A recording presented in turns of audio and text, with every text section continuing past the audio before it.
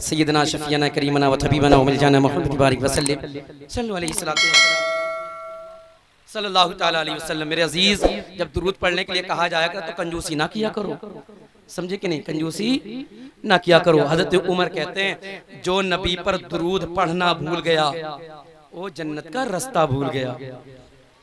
समझ रहे हो, जो नबी पर दुरूद पढ़ना भूल गया वो जन्नत का रास्ता भूल गया। और मेरे आका फरमाते हैं, अब सुनो, उलमा मौजूद हैं, अल्लाह सुब्हानहू व तआला ने कुछ ऐसे भी फरिश्ते पैदा फरमाए। प्लीज कंसंट्रेट योर माइंड, इधर देखिए मेरे भाई, या तो पहले उसको देख लो फिर हमें देखना, हमसे ज्यादा अच्छा कौन है।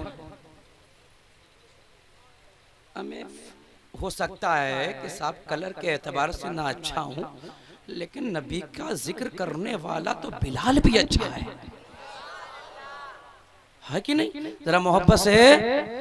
अल्लाह सुब्हानहू व तआला ने कुछ फरिश्ते ऐसे भी पैदा फरमाए हैं जो पूरी धरती पर, पूरी दुनिया के अंदर, पूरे संसार में, सृष्टि में तलाशते हैं कि कहां अल्लाह और उसके रसूल का जिक्र हो रहा है।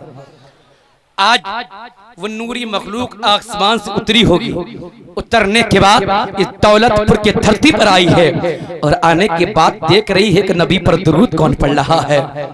जो नबी पर दुरूद पढ़ रहा था, फरिश्ते ने रजिस्टर को निकाला, नोट कर लिया, पढ़ने वाले का नाम लिखा, पढ़ने वाले का बाप का भी नाम लिखा, और यही रजिस्टर लेकर रब की बारगाह में हाजिर हो गए। रब पूछता है, फरिश्तों ये बताओ कहां से आ रहे हो? हालांकि रब जानता सब है, वो मालिक है, उसके इल्म से कोई चीज पोशीदा नहीं है, वो हमारा माबूद सब जानता है, जो कुछ कोई ना जाने वो रब जानता है। रब पूछता है, ऐ फरिश्तों ये बताओ कहां से आ रहे हो? फरिश्ते अर्ज करते हैं, ऐ मेरे मौला परवरदिगार आलम, तेरी बनाई हुई धरती पर गए थे। ऐ मेरे मौला परवरदिगार आलम, तेरी बनाई हुई जमीन पर गए थे। फरिश्तों से रब पूछता है, फरिश्तों किस लिए गए थे? फरिश्ते अर्ज करते हैं, मौला परवरदिगार आलम, धरती थी हिंदुस्तान की, धरती थी यूपी की, धरती थी इसी हिंदुस्तान यूपी के गांव दौलतपुर की, वहां पर अल्लाह उसके रसूल का जिक्र हो रहा था। उसमें लोग क्या कर रहे थे? उसमें लोग क्या कर रहे थे? फरिश्ते कहते हैं, ऐ मेरे मौला परवरदिगार आलम,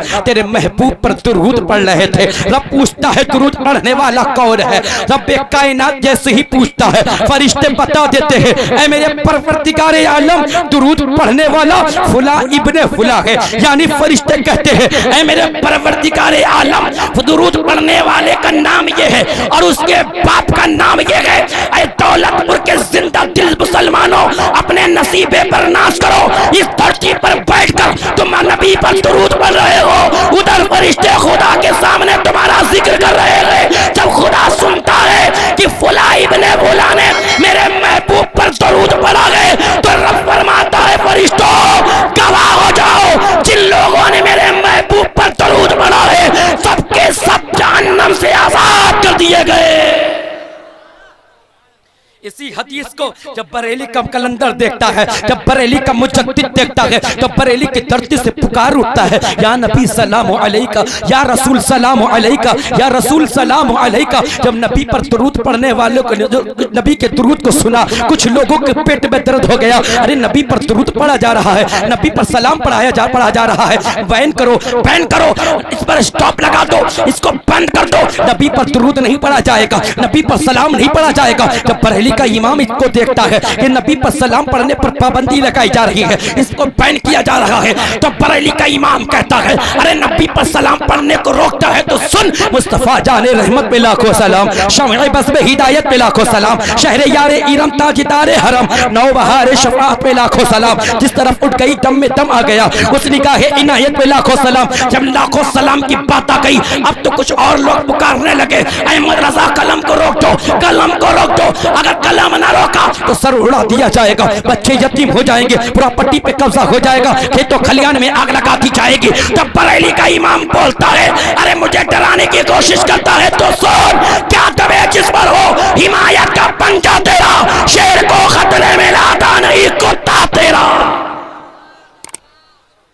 डराने की कोशिश कर रहे हो, नबी पर सलाम पढ़ने की पर पाबंदी लगाने की कोशिश करने वालों, दुरूद को रोकने वालों, सलाम पर पाबंदी लगाने वालों सुनो, अभी तो लाखों सलाम की बात थी। बरेली का इमाम कहता है सलाम लाखों की तक था, अब और आगे बढ़ाया जाएगा और आगे बढ़ाया जाएगा। बरेली का इमाम कहता है कलम लिख, काबे के बद्र तुझा, तुम पे करोड़ों दुरूद, तैबा के शम्स दुहा, तुम पे करोड़ों दुरूद, और कोई गैब क्या तुमसे नया हो भला, जब ना खुदा ही छिपा तुम पे करोड़ों दुरूद। अब तो और पेट में दर्द हो गया, अब तो चिल्लाने लगे जब तो करोड़ों की दुरूद की बात हो गई, अब तो करोड़ों सलाम भेजे जाने लगे, जब और चीखने लगे तो बरेली से एक और कलंदर पुकार उठा, अरे तो नबी पर दुरूद रोकता है, नबी पर सलाम पढ़ने से रोकता है। हमारी अकीदत देख, जब तक जमीन के ऊपर रहेंगे नबी पर सलाम पढ़ेंगे, जब जमीन के अंदर जाएंगे नबी पर सलाम पढ़ेंगे। जमीले कादरी पुकार उठे, मैं वो सुन्नी हूँ जमीले कादरी, मरने के बाद मेरा लाशा भी कहेगा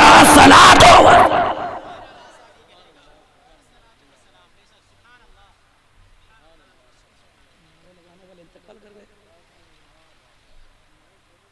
दुरूद पढ़ना छोड़ोगे या पढ़ोगे? मेरे साथ सब लोग एक बार कह लो सलातु व सलामु अलैका या रसूल अल्लाह। पूरा मजमा पढ़े ईमानदारी के साथ, मुस्तफ़ा मुलाहिजा कर रहे हैं।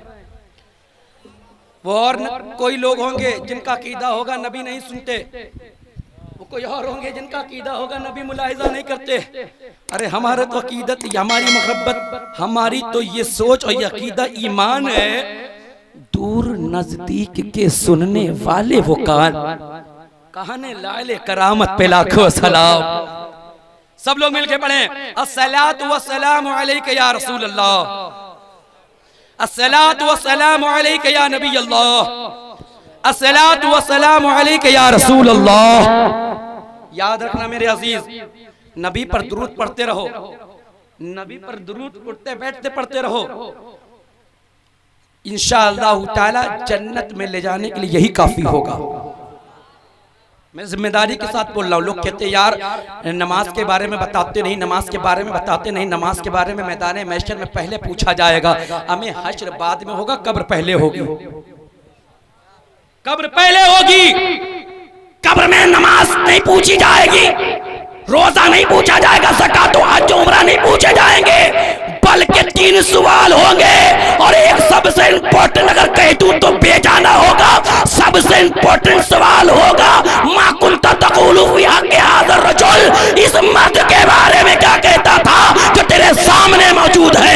अगर बरेली का इमाम अहमद रजा का गुलाम होगा तो पुकार के कह देगा तू जिंदा है वल्लाह, तू जिंदा है वल्लाह, मेरी चश्मे आलम से छुप जाए। नारे तकबीर, नारे रिसालत, नारे हैदरी, जश्न ईद मिलादुन नबी, अल्लामा रियाजुल कादरी साहब क़िबला, नारे तकबीर, नारे रिसालत। यकीनन नमाज जरूरी है।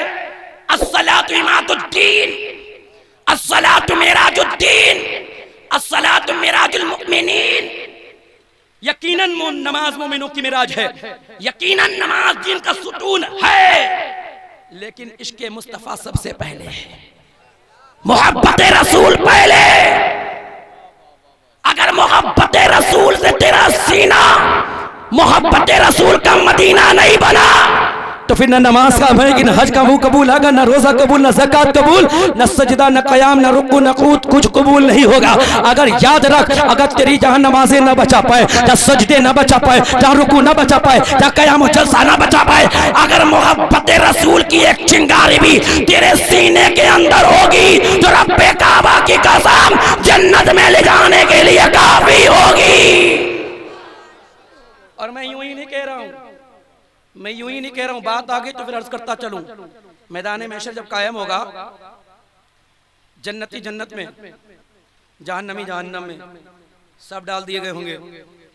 हजरत फातिमा ज़हरा खातून जन्नत एक मरतबा आका की बारगाह में अर्ज किया, तो मैं मुख्तसर बता रहा हूँ, मुस्लिम के अंदर, तिरमिज़ी के अंदर भी मौजूद है, मुख्तसर बता रहा हूँ। हजरत फातिमा ज़हरा खातून जन्नत ने अर्ज किया, अब्बा जान मैदान महशर में जब जहन्नमियों को जहन्नम की तरफ खींचा जाएगा, लिए जाएगा, तो कैसे ले जाया जाएगा? आका करीम सल्लल्लाहु अलैहि वसल्लम के आंखों में आंसू आ गए और फरमाया, फातिमा सुनना चाहती हो तो सुनो, जब जहन्नमियों को मैदान महशर में ले जाया जाएगा तो उन्हें हकालते हुए ले जाया जाएगा। उनकी दाढ़ियों को पकड़कर खींचा जाएगा। बूढ़ा होगा तो अपनी बुजुर्गी पर, अपनी कमजोरी पर अफसोस कर रहा होगा, और जवान होगा तो अपनी जवानी, अपने हुस्न जमाल पर रो रहा होगा। औरतों के सर के आगे बालों को पकड़ कर खींचा जाएगा, नाक के बाल, तो उस वक्त वो अपने पर्दे को याद करके रो रही होंगी। और इन्हें जहन्नम में डाला जाएगा। इतना जरूर होगा कि इनके होठों पर मोहर नहीं लगी होगी, इनके गले में तोग नहीं डला होगा, ये शैतान के साथ नहीं बंधे होंगे, इनकी आंखें नीली नहीं होंगी। तब मालिक देखेंगे दरोगे जहन्नम कि ये कौन लोग हैं, इनके गले में तोग नहीं, शैतान के साथ बंधे नहीं, खींचते घसीटते लाए जा रहे हैं। तो जो फरिश्ते होंगे कि साहब हमें इतना इल्म नहीं, हमें इतना पता है कि हम उतना काम कर रहे हैं। मैं मुख्तसर कर दूं कि साहब इन्हें जब जहन्नम में डाल दिया जाएगा तो रब्बे कायनात की तरफ से जब हुक्म होगा, मालिक कहेगा जहन्नम की आग इनको जला दे, इनको पकड़ ले, तो ये जहन्नम में डाले जा रहे होंगे, कह रहे होंगे ला इलाहा इल्लल्लाह, ला इलाहा इल्लल्लाह मुहम्मदुर रसूलुल्लाह, इतना पढ़ रहे होंगे तो दोज़ख की आग पीछे हट जाएगी। मालिक कहेंगे पकड़ ले, आग कहेगी कैसे पकड़ूं, ये तो ला इलाहा इल्लल्लाह पढ़ रहे हैं, कैसे जला दूं? तो मालिक कहेंगे ये मेरा हुक्म नहीं, खुदा का हुक्म है। तब जहन्नम आगे बढ़ेगी और बढ़ने के बाद जला देगी। तो चेहरा और दिल, ये दो चीजें नहीं जलाई जाएगी, दो चीजें नहीं जलाई जाएंगी, पूरा राख हो जाओगे, जल के भस्म हो जाओगे एकदम। मैं और मुख्तसर कर दूं, मैं बिल्कुल मुख्तसर कर दूं, जहन्नमी जहन्नम में, जन्नती जन्नत में। तब अल्लाह के हबीब सल्लल्लाहु अलैहि वसल्लम आखिर में अपनी उम्मत को याद करके रो रहे होंगे, गिरियाज़ारी कर रहे होंगे, ए मेरे परवरदिगार मेरी उम्मत पर रहम फरमा, ए मेरे परवरदिगार मेरे गुलाम जहन्नम में डाल दिए गए हैं, मेरा नाम लेने वाले जहन्नम में डाल दिए गए हैं। मेरे आका रो रहे होंगे। इसी मंजर को तो बरेली के इमाम ने खींचकर अपने शेर के जरिए पेश किया था कि अल्लाह का जहन्नम अब भी न सर्द होगा। रो रो के मुस्तफ़ा ने दरिया बहा दिया है। मुस्तफ़ा रो रहे होंगे, हमारे तुम्हारे आका रो रहे होंगे, आंखों से आंसू जारी होंगे। तब रब फरमाएगा महबूब सर को उठाओ, कहो सुना जाएगा, बख्शिश कराओ कबूल करी जाएगी, आप जो कहोगे वो किया जाएगा।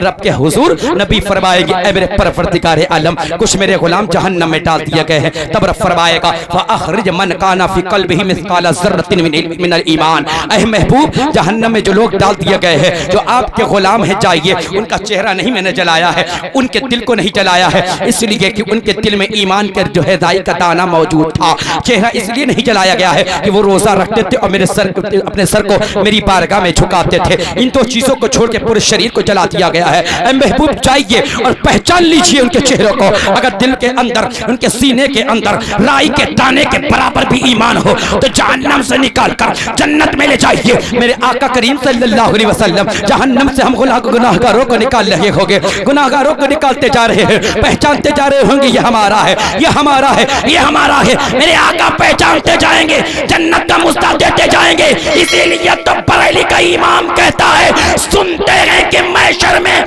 सिर्फ उनकी रसाई है, अगर उनकी रसाई है तो फिर अपनी बनाई है। याद रखो मेरे अजीजों, दुनिया में कुछ करके जाओ या ना जाओ, मैदान महशर में पहुंचने से पहले पहले, कब्र में पहुंचने से पहले पहले तैयारी कर लो कि हमें ईमान बचा के ले जाना है। ईमान इंपॉर्टेंट है। अगर ईमान नहीं सलामत रहा तो फिर याद रखना ये चादर, गागर, ये उर्स, लंगर, ये कुछ काम नहीं आएगा। याद रखो मेरे अजीज, एक बात और बताता हूँ। अल्लाह सुब्हानहू व तआला इरशाद फरमाता है, या अय्युहल्लज़ीना आमनू उदखुलू फिस्सिल्मि काफ़ा, ऐ ईमान वालो इस्लाम में पूरे पूरे दाखिल हो जाओ। मतलब क्या है, रब चाहता क्या है, आज हमारे हालात क्या हो गए। बस मुख्तसर में बहुत तेजी के साथ में अपनी बात को आपकी समातों की दहलीज पर रख अपनी बात को खत्म करना चाहता हो।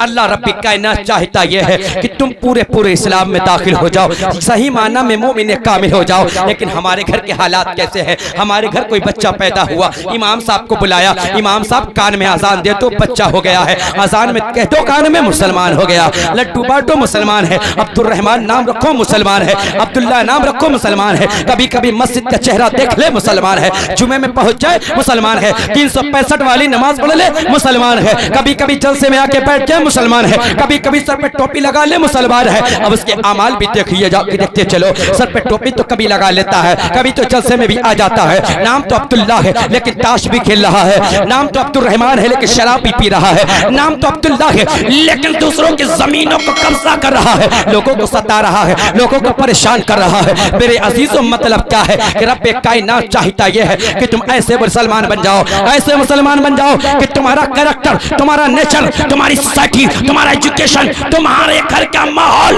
ऐसा हो जाए कि जब तुम किसी रास्ते से गुजरो अखियार देखें तो खाली ये ना कहें देखो मुसलमान आ रहा है, बल्कि ये कहने पर मजबूर हो जाए देखो सरापा इस्लाम चला रहा है। ऐसे बन जाओ।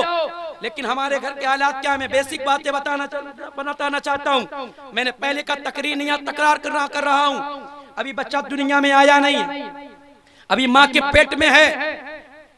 जैसे ही बच्चा माँ के पेट में आता है, पेरेंट्स से बैठकर ये फ्यूचर प्लानिंग कर लेते हैं कि बच्चा जब दुनिया में आएगा तो कॉन्वेंट में भेजेंगे, जब बड़ा हो जाएगा स्कूल में भेजेंगे, कॉलेज में भेजेंगे, यूनिवर्सिटी में भेजेंगे, पढ़ाएंगे लिखाएंगे, सारी बातें ठीक हैं। आपने गौर किया होगा जब बच्चा शिकम में आ जाता है, माँ के पेट में जब बच्चा आ जाता है, जब माँ के गर्भ में बच्चा आ जाता है ना, तो आपने भी देखा होगा कि घर के जहाँ जिस कमरे के अंदर वो खातून रहती है वो चारों तरफ दीवारों पर पिक्चर्स बच्चों के लगा देती है। कोई अमेरिका का है, कोई ऑस्ट्रेलिया का है, कोई मिस्र का है, जिसके जिस पर कपड़े नहीं है, किसी के हाथ में नाइफ है, किसी के हाथ में एप्पल है, किसी के पाइनएप्पल है, किसी के हाथ में टेडी बियर है, किसी के हाथ में डॉल है। वो बैठा होता है, बच्चा देखने में तो बस खूबसूरत नजर आता है। मैंने भी देखा इन पिक्चर्स लगी हुई है। मैंने सवाल किया बहन ये तूने घर के दीवारों पर पिक्चर्स क्यों लगा रखी है? तो उसने कहा मौलाना साहब बात दरअसल ये है कि हमने बुजुर्गों से सुना है जब बच्चा पेट में आ जाए तो जिसके बारे में ज्यादा सोचोगे, जिसके बारे में ज्यादा तसव्वुर करोगे, जिसको ज्यादा देखोगे, आने वाले बच्चे पर उसका असर होगा। मैंने कहा हाँ बुजुर्गों ने बात तो सही कही थी, लेकिन उसका मतलब तू समझ नहीं पाई है। बुजुर्ग तो सही कह रहे थे, हाँ तेरी बात भी सही है, तूने तस्वीरें लगाती है, तेरी अकीदत ये है कि हम तस्वीरों का लगाते, इनको उठते बैठते सोते जाते आते जाते देखते रहे, बच्चा हमारा ऐसा हो जाएगा। मैंने कहा हाँ हमने तेरी बात मान ली, हम मानते हैं आईब्रो ऐसी हो जाएंगी, लिप्स ऐसे हो जाएंगे, आईज ऐसी हो जाएंगी, हेयर ऐसे हो जाएंगे, फेस कट ऐसा हो जाएगा, इसके हेयर ऐसे हो जाएंगे, बॉडी ऐसी हो जाएगी, फिंगर ऐसे हो जाएंगी। लेकिन सुन जब बॉडी ऐसी ले लेगी तो कैरेक्टर कहां ले जाएगी? ये वही अमेरिका के बच्चे होते हैं, सक्सेस होने के लिए माँ बाप की लात मार के बाहर निकाल देते हैं। बच्चा जब बड़ा हो गया, अब इमाम साहब के पीछे तावीज, हजरत के पास तावीज, यहाँ तो लाइन लगी रहती है हजरत के पास। हजरत हमारी बच्चा मान ही नहीं रहा, बच्चा हमारी मानते ही नहीं है। मानेगा कैसा? तूने गुलाम रसूल बनाया ही नहीं था। जो बच्चा नबी की ना माने वो किसी की मानेगा? मतलब फिर क्या होना चाहिए? मैंने कहा बुजुर्गों ने बात तो सही कही, जब बच्चा पेट में आ जाए तो फिर तस्वीरों को तस्वीरों को न लगा, इन तस्वीरों में आग लगा दे, कुरान को खोल के सामने रख दे, कुरान की तिलावत करती जा, अपने सर को सजदे में झुका दे, रब्बे काबा की कसम। फिर जो बच्चा पैदा होगा मुंबई के दज्जालों की तरह नहीं, बल्कि इमाम हुसैन का सच्चा गुलाम बन के पैदा होगा। अब बच्चे जब पैदा हो गए तो फिर तो वो हालत खराब होती है। मैं मुख्तसर और बता दूं, जब बच्चा जरा बड़ा हो गया कॉन्वेंट में भेज दिया। अब दूसरे मजहब के लोग प्रे भी कराते हैं, जब प्रे करवाते हैं उसमें कुछ लफ्ज ऐसे शब्द ऐसे भी होते हैं जिसके पढ़ने से ईमान चला जाता है। अब जिस बच्चे का ईमान चला गया हो, जब बच्चा ईमानदार ही ना रहा हो, वो तुम्हारी कैसे मानेगा? मानेगा तुम्हारी? अरे बोलो बोलो, तुम्हारी मानेगा।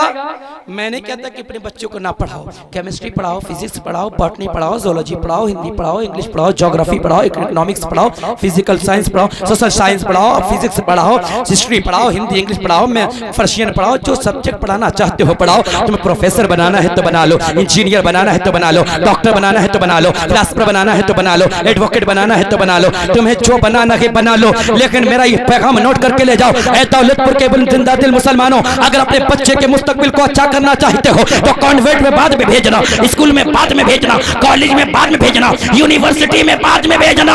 सबसे पहले अपने बच्चे को हाफिज साहब की बारगाह में भेज देना और कहते हैं हाफिज साहब इसे कुरान पढ़ा दो। जब कुरान की सिया से तेरे बच्चे का सीना मोहब्बत रसूल का मदीना बन जाएगा तो वक्त यजीदी जो इस्लाम की तरफ उंगली उठाएंगे तो यही बच्चे हुसैनी रंग लेकर मैदान में आके जवाब देंगे, कत्ले हुसैन असल में मर के यजीद है, इस्लाम जिंदा होता है हर करबला के बाद। जिस चीज की जरूरत है वो आज उससे हम वंचित हो गए, हम उससे दूर हो गए। हम सिर्फ कागर चादर उर्स में ही लगे हैं। हमें ये मुस्तहब काम है, करो, अच्छा है, स्वभाव है, फायदा होगा। गौसे आजम तो फरमाते हैं दरस्तुल इल्मा हत्ता सिरतु कुतुबन, मैं इल्म हासिल करते करते कुतुब बन गया। ये साहब इल्म नहीं हासिल करेगा, हम ठेला लगा लेंगे। हमें ठेला चलाना बुरी बात नहीं है, लगाना बुरी बात नहीं है, लेकिन अल्लाह सुब्हानहू व तआला ने तुम्हें हुकूमत करने के लिए भेजा था, तुम्हें बादशाही करने के लिए भेजा था, तुम्हें मालिक बनाकर भेजा, लेकिन तुम अपने वकार को भूल गए। अल्लाह तबारक व तआला तुम्हें किस लिए पैदा ये तुम भूल गए।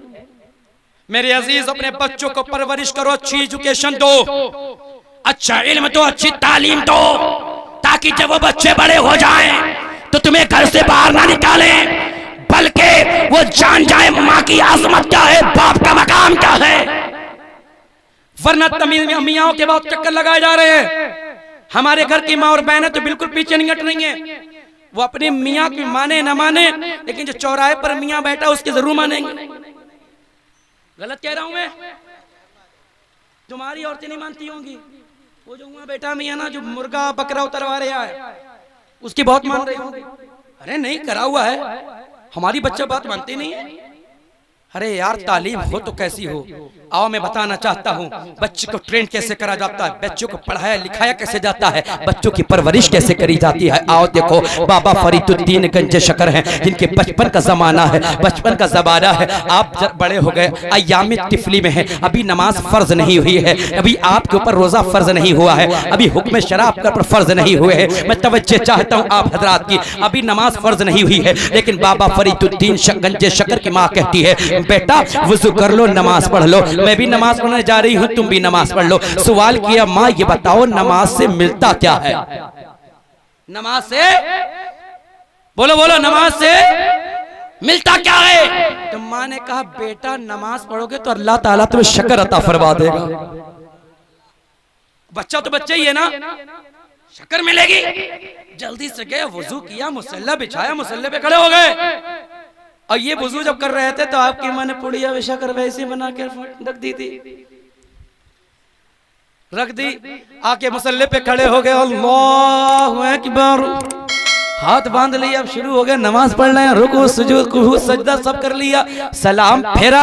जैसे ही सलाम फेरा, मुसल्ला हटा के देखा तो शक्कर की पुड़िया मिल जाती है। यूं ही जमाना चलता जा रहा है। बाबा फरीदुद्दीन नमाज पढ़ते जा रहे हैं, सलाम फेरते शक्कर मिल जाती है। एक दिन ऐसा भी आ गया कि बाबा फरीदुद्दीन गंज शक्कर की माँ शक्कर रखना भूल गई, काम में लगी हुई थी, बेतवज्जोई के सबक शक्कर न रख पाई। बाबा फरीदुद्दीन मुसल्ले पर खड़े हो गए। माँ ने सोचा अब रखूंगी तो फरीदुद्दीन को पता चल जाएगा कि शक्कर रखने वाला कोई और नहीं, मैं हूँ। अल्लाह रब्बे कायनात की तरफ शक्कर नहीं आती थी, बल्कि मैं उसके मुसल्ले के नीचे रख देती थी। अब बाबा फरीदुद्दीन गंज शक्कर इधर मुसल्ले पे है, इधर माँ सजदे में गिर जाती है और उससे दुआ करती है, मेरे मौला मौला परवरदिगार आलम, अभी तक मैं शक्कर रखती रही, मेरा बच्चा तेरी बारगाह में सर झुकाता रहा, सलाम फेरता तो शक्कर मिल जाती थी, लेकिन मेरे मौला आज मैंने शक्कर ना रखी, अगर सलाम फेरने के बाद शक्कर अगर ना मिली तो ये राज फाश हो जाएगा। कहीं ऐसा ना हो कि मेरा बेटा नमाज से दूर हो जाए।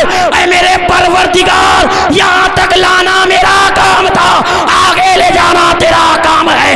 इधर सलाम भेजते हैं गरीब बाबा फरीद तो ढेर मुसल्ले को हटाते हैं और शक्ल की पुड़िया नहीं बल्कि शक्ल का ढेर मिल जाता है। अपने बच्चों को ट्रेन करो मेरे अजीजों, बताओ नमाज क्या है।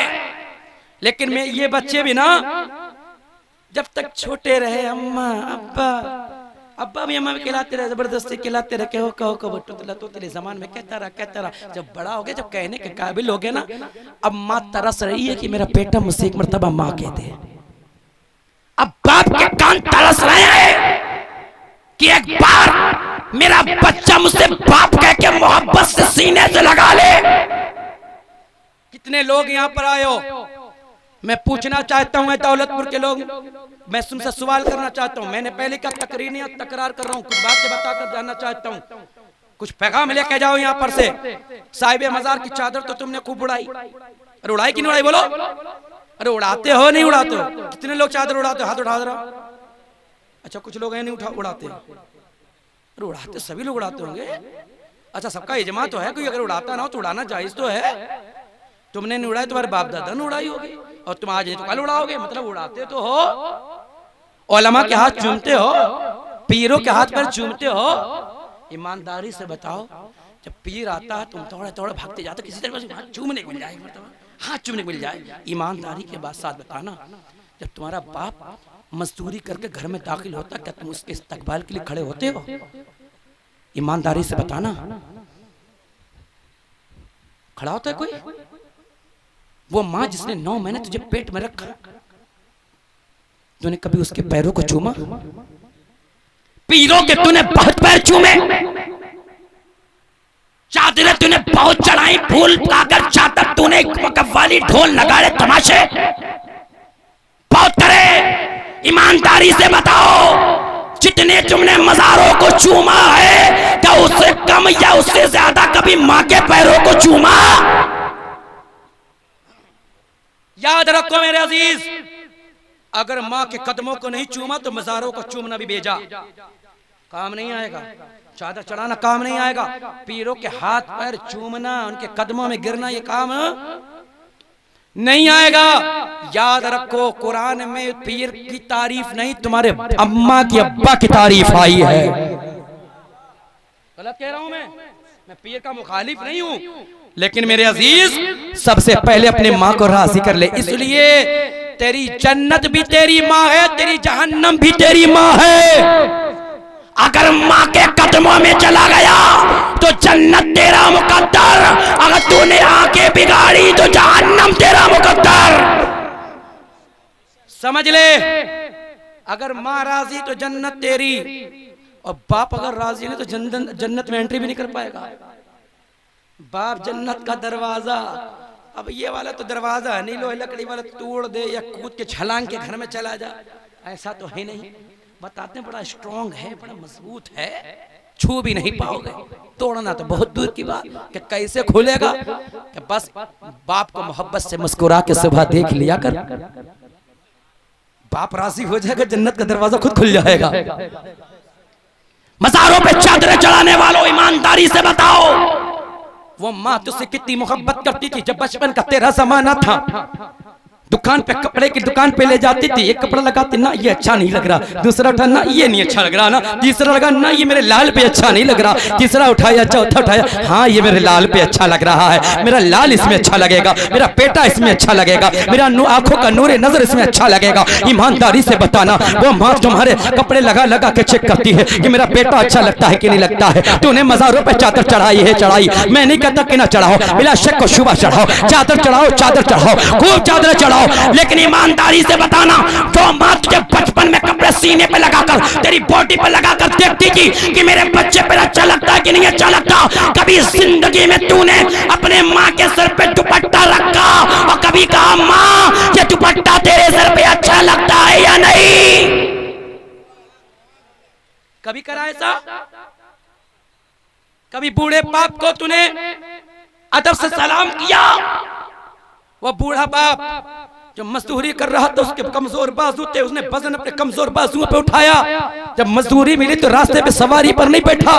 वो पैसे तूने बचाए तेरी एजुकेशन के लिए, तेरी पढ़ाई, तेरी शिक्षा के लिए, तेरे लिए खाने की अच्छी चीज मिल जाएगी। खुद तो भूखा रह रहा है, खुद तो फाके कर रहा है, लेकिन मेरा बेटा भूखा नहीं रहना चाहिए। अरे बाप की मोहब्बत देखो, यकीनन माँ चिल्ला लेती, डांट लेती है। माँ चिल्ला कर डांट कर अपने प्यार और ममता का इजहार कर देती है। बाप डांटता नहीं है, चिल्लाता नहीं है, वो बिस्तर पे जाता है। जब रात की तारीकी छा जाती है, जब सब सो जाते हैं, तो बाप बिस्तर में करवटें बदलता है और उसकी आंखों में आंसू होते हैं। यार कभी बाप के कदमों में जाकर बैठ जा। रात हो जाए, जब सब सो जाए, तो बाप के कदमों को पकड़ लेना। जब बाप की आंखें खुलेंगी तो बाप तुझे भगाएगा नहीं, तुझे डांटेगा नहीं। अगर तुझसे नाराज क्यों ना हो तो बाप के पैरों को पकड़ लेना।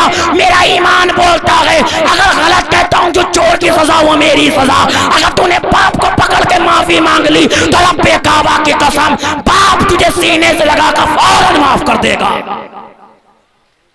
बाप बिस्तर पे करवटें बदलता है। अभी रात हो गई, मेरा बेटा घर में नहीं आया। माँ चिल्ला लेती, डांट देती भी, 12 बज गए, घर पे बेटा नहीं आया। फोन लगा रही, माँ कहाँ है? माँ पूछ रही मेरा बेटा कहाँ, मेरा लाल कहाँ, मेरा रक्त जिगर कहाँ है? अब तुम रिप्लाई कितना अच्छा देते हो। अभी हम आ तो रहे हैं, डांट देते हो, चिल्ला देते हो, जोर से बोल देते हो। अभी तो 11 बजा है, अभी तो 11:30 बजा है, अभी तो 12 बजा है। लेकिन उस माँ से पूछो जिसने 9 महीने तुझे पेट में रखा है, वो एक लम्हा भी तुझे आंखों से जुदा नहीं होना देना चाहती है। वो तो चाहती है कि जैसी अंधेरा छाए तू घर में आ जाए, उसकी आंखों के सामने आ जाए। ये माँ की ममता होती है। कभी तूने बाप से पूछा, अरे बाप तू इतना लेट हो गया, फोन लगाया होता, अपने बाप से पूछा होता, बाप इतनी देर हो गई, कहाँ चले गए हो? अरे माँ बाप को फिक्र होती है। अभी मेरे पास फौरन फोन आ गया, अल्हम्दुलिल्लाह। मैं कहीं प्रोग्राम में जाता हूँ, जैसी पहुंच नहीं पाता फोन आ जाता है कि पहुंचे हो कि नहीं पहुंचे हो। ये माँ की मोहब्बत होती है, ये बाप की मोहब्बत होती है। यकीनन तुम्हारे साथ भी होता होगा, कहीं जाते हो तो बाप का फोन आता होगा, माँ का फोन आता होगा, मेरे लाल सही से पहुंचे कि नहीं पहुंचे, खैरियत से पहुंचे कि नहीं पहुंचे, खाना खाया कि नहीं खाया, आप कोई तकलीफ हुई तो नहीं हुई, आराम से पहुंचे ना पहुंचे, सब ये सवाल करना लगती है। कभी तुमने अपने बाप से पूछा, बाप इतनी देर हो गई, अभी तुम घर पे क्यों नहीं आए, कहाँ रह गए, कहाँ रह गए? तुमने तो ये कह दिया कि मेरा बाप अभी कोई बच्चा नहीं है, वो घर में आ जाएगा। याद रखना, बच्चे तुम भी नहीं होते हो, लेकिन बाप को फिक्र होती है कि मेरा बेटा घर में आया कि नहीं आया। अरे जिस दिन तुमने अपने बाप की फिक्र करना शुरू कर दी, जिस दिन तुमने अपनी माँ की फिक्र करना शुरू कर दी, रब्बे काबा की कसम, साहिबे मज़ार पे चढ़ाई हुई चादर भी कबूल है, गागर भी कबूल है, ये जलसा भी जलिए नजात हो जाएगा। कभी फिक्र तो करो, कभी हमने गौर ही नहीं करा है। याद रखो, अगर माँ बाप राजी नहीं तो नमाज नहीं, हज भी कबूल नहीं है।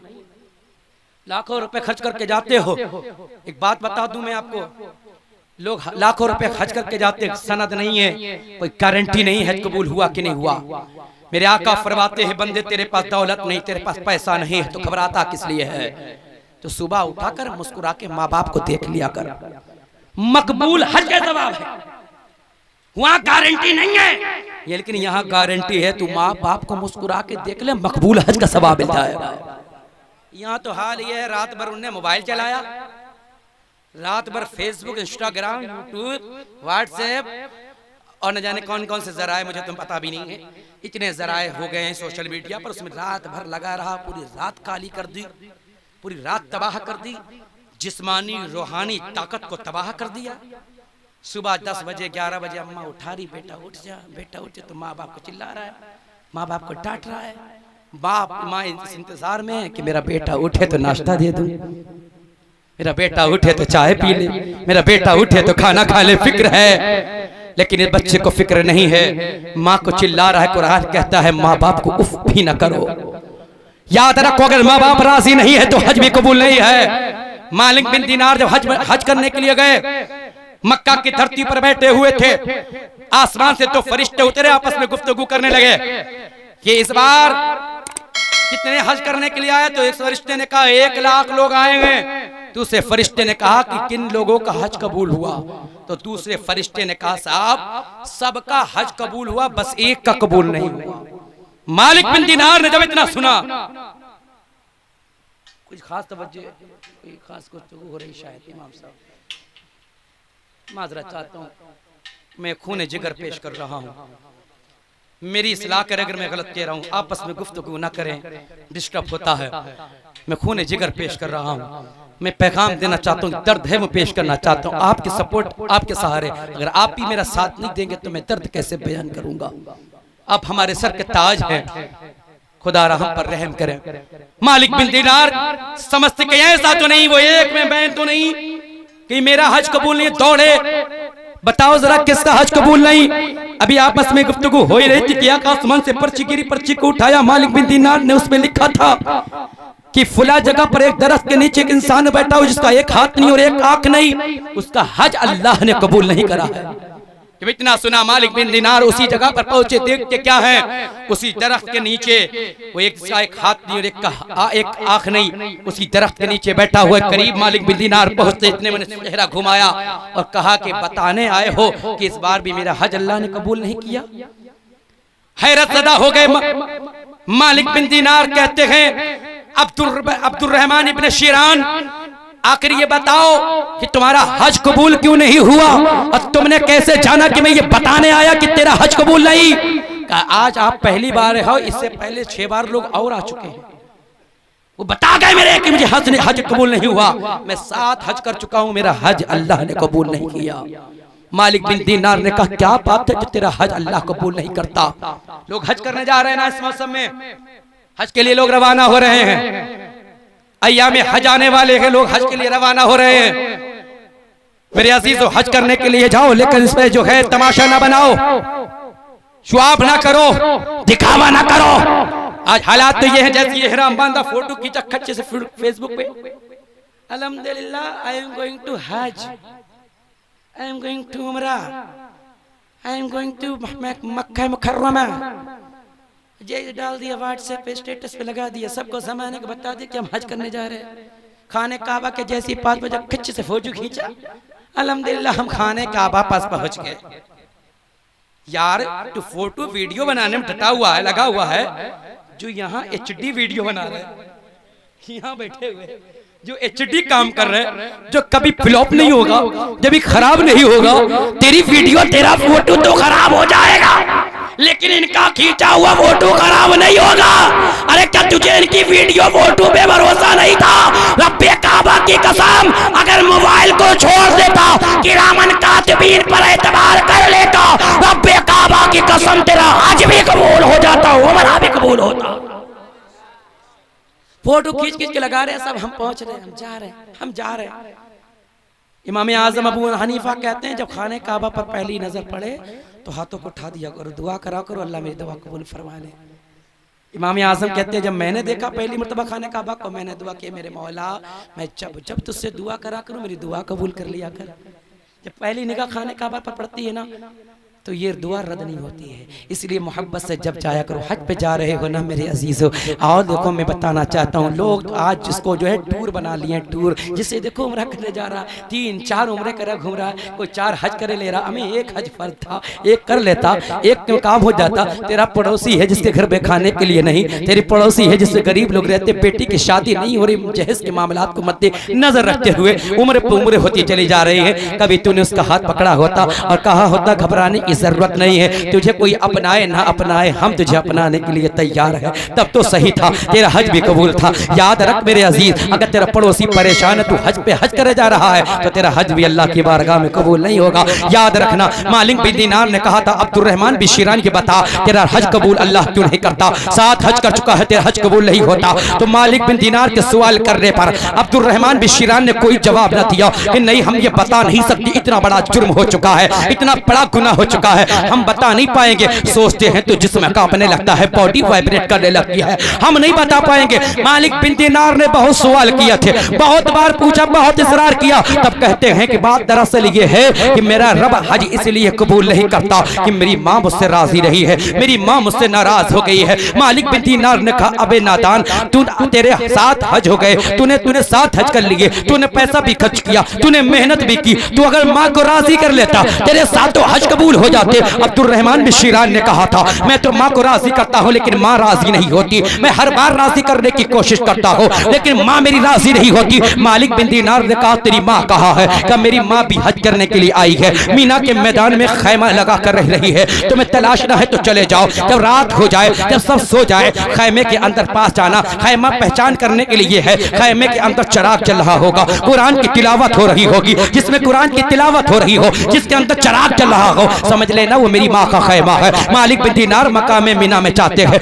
मैदान मीना में पहुंचते हैं। पहुंचने के बाद वो खैमा देखते हैं, यही वो खैमा है जिसमें चराग रोशन है, यही वो खैमा है जिसमें कुरान की तिलावत हो रही है। पास जाते हैं, दस्तक देते हैं, अंदर से आवाज आती है, कौन है? तो मालिक बिन दीनार कहते हैं, मेरा नाम अब मालिक बिन दीनार है, मैं नबी की हदीसें बयान करता हूँ। अंदर से आवाज आई, क्या चाहते हो? कहा, माँ मैं तुझसे मुलाकात करने के लिए आया हूँ, क्या अंदर आने की इजाजत है? अंदर आने की इजाजत मिल जाती है। मालिक बिन दीनार अंदर जाते हैं, सलाम करते हैं, जवाब मिल जाता है। मालिक बिन दीनार कहते हैं, माँ के हज करने के लिए आई है? हाँ हज करने के लिए आई हूँ। क्या तेरा कोई साथ कोई और नहीं आया? नहीं मैं अकेले आई हूँ, शौहर का इंतकाल हो चुका है, एक बेटा है 7 साल पहले मुझसे जुदा हो गया है, मेरे पास आता ही नहीं, दूर कहीं चला गया है। मालिक बिन दीनार ने कहा, माँ इजाजत दे दे, अगर तू कह दे कि तो मैं तेरे बेटे को तलाश करके तेरे पास ले आऊंगा। तो मालिक बिन दीनार के सवाल करने के बाद माँ कहती, हाँ हाँ जाओ मेरे बेटे को तलाश करके ले आओ, मैं उसे अपने पास रख लूंगी। मालिक बिन दीनार दौड़ते हैं, दौड़ने के बाद अब्दुर्रहमान बिन शिरान से मुलाकात करते हैं, कलाई को पकड़ते कहते, चल तेरी माँ तुझे याद कर रही है, तेरा मुकद्दर आज औजे सुरैया पर मुस्कुरा रहा है।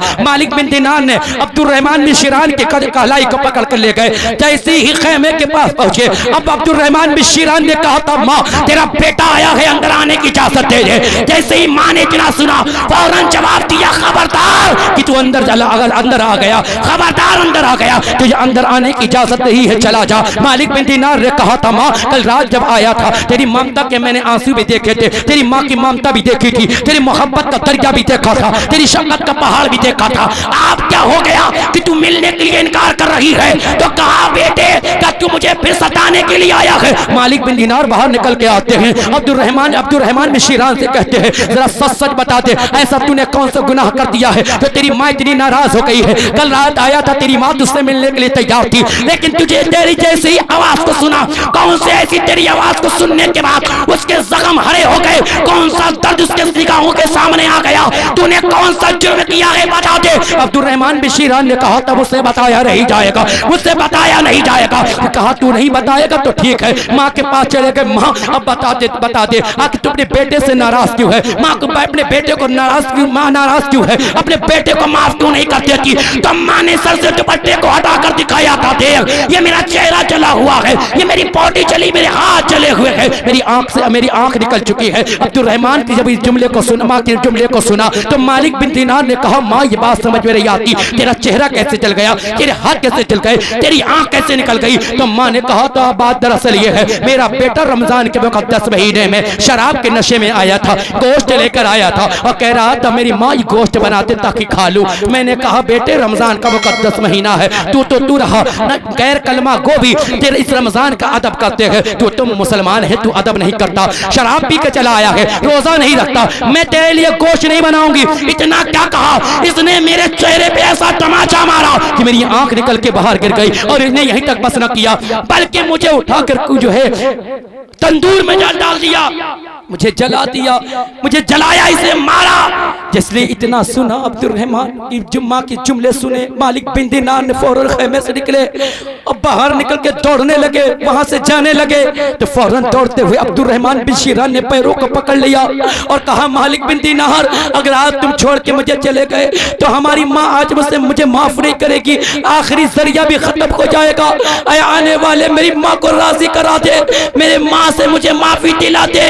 देख मैंने यकीनन अपने माँ के चेहरे पे तमाचा मारा था, जिस चेहरे पे तमाचा मैंने मारा था वो हाथ मैंने अपने काट कर फेंक दिया है, मेरी वजह से माँ की आंख निकल गई थी, मैंने भी अपनी आंख को निकाल कर फेंक दिया है। अब जो है मालिक बिन दीनार अब्दुर्रहमान बिन शिरान की माँ के पास आते हैं और कहते हैं, तेरे बेटे ने तेरे पर जुल्म तो किया है, लेकिन उसने अपने हाथ काट दिया जो तेरे चेहरे पे उठा था, वो अपनी आंख को बाहर निकाल दिया है, तेरी आंख जिसकी वजह से निकली थी। जैसे ही माँ ने इतना सुना है, खैमे से बाहर निकलती है और अपने बेटे को सीने से लगा के कहती है, बेटा हाथ काटने की जरूरत क्या थी, आंख निकालने की जरूरत क्या थी? अरे एक बार मेरे पैरों से आके आके लिपट जाता, मुझसे माफी मांग लेता, मैं तुझे माफ कर देती। रब्बे काबा की कसम, हातिफे गैबी से निदा आती है, मालिक बिन दीनार, जब इसकी माँ ने इसे माफ कर दिया है तो खुदा ने भी माफ कर दिया है और इसके साथों हज को कबूल कर लिया है।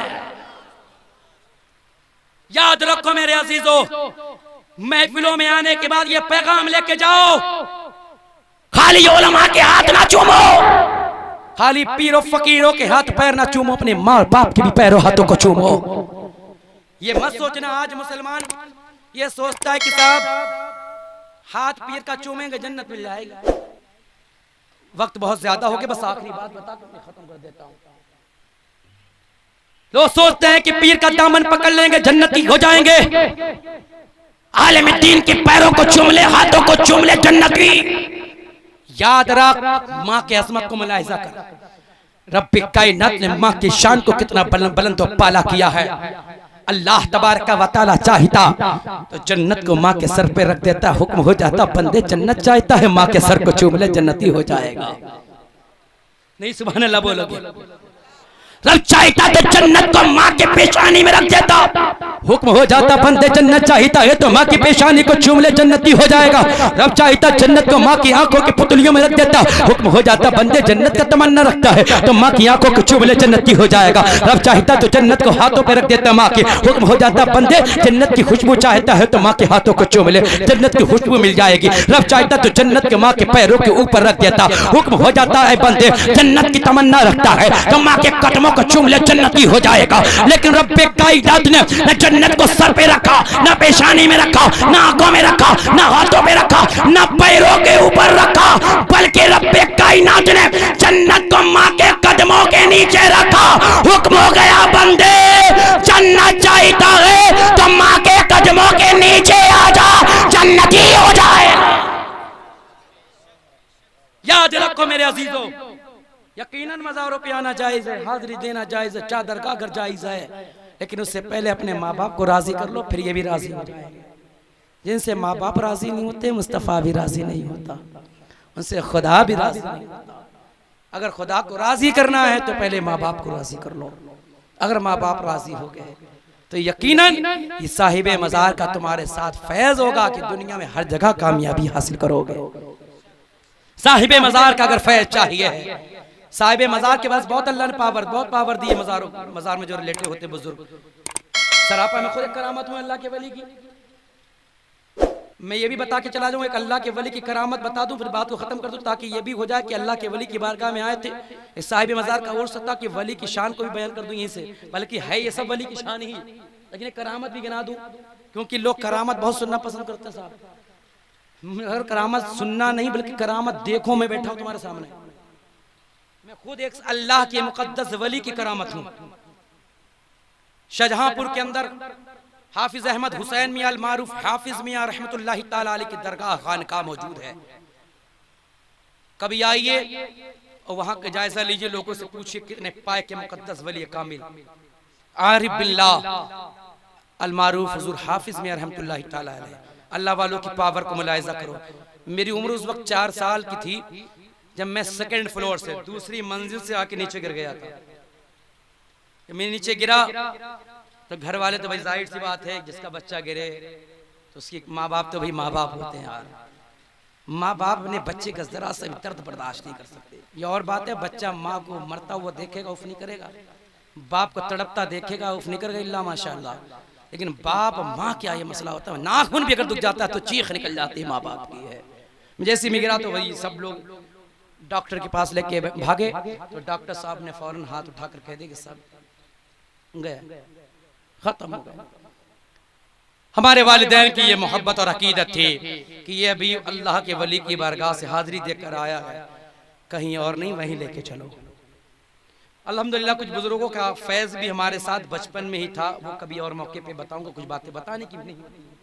बुजुर्गों का फैज़ था तो माँ बाप ने जान लिया कि अब ये कोई और नहीं, उन्हीं के पास लेके चलो। हमारे वालिद मोहतरम चंद अहबाब के साथ दरगाह पे लेके चले। उर्स का एक दिन का पहला था, यानी उस दिन सरकार सल्लल्लाहु अलैहि वसल्लम के जो पत्थर पर नक्श कदम बने उसकी ज़ियारत कराई जाती है, वो ज़ियारत करके ही मैं आया था। महफिल लगी हुई थी, बहुत बड़ा उर्स होता है, बहुत बड़ी तादाद में लोग जमा होते हैं।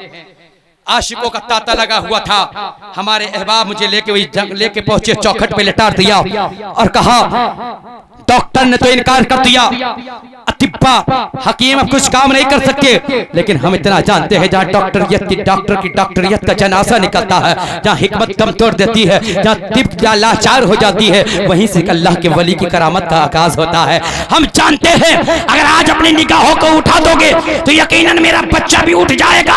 अब सिर्फ मेरे घर वालों ने हाथ उठाए नहीं थे, बल्कि जितने आशिके वलिये कामिल थे सबने हाथों को उठा दिए। मौला परवरदिगार, अब तो इज्जत की बात आ गई, अब तो अजमत की बात आ गई, अब तो वलिये कामिल की शान की बात आ गई। अगर बच्चा नहीं उठा तो लोग उंगलियां उठाना शुरू कर देंगे, लोग एतराज करना शुरू कर देंगे। तारीख बताती है, ऐ बाप हमारे गवाह हैं, सामने लम्हात गुजरे थे, अल्लाह तबारक व तआला ने साहिबे मज़ार के सदके में मुझे दूसरी जिंदगी अता फरमा दी।